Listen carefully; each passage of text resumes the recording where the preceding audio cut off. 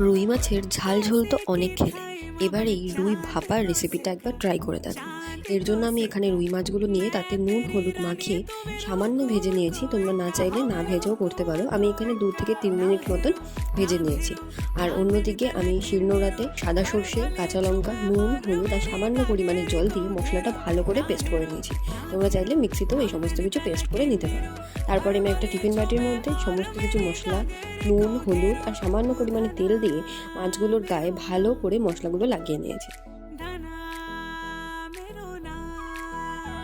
এরপর আমি দিয়ে দিয়েছি এর মধ্যে সামান্য পরিমাণে জল, যাতে মাছগুলো ভালো করে সেদ্ধ হয়ে যায়, আর সর্ষের তেল আর কয়েকটা কাঁচা লঙ্কা দিয়ে এবার টিফিন বাটির মুখটা আমি ভালো করে বন্ধ করে নেবো। এবার 20 মিনিট মতন ভাপিয়ে নিলেই রেডি আমাদের রুই ভাপা। তো রেসিপিটা কেমন লাগলো অবশ্যই কমেন্টের মাধ্যমে জানিও। ভালো লাগলে একটা লাইক করো, শেয়ার করো আর আমার চ্যানেলটি সাবস্ক্রাইব করে দিও।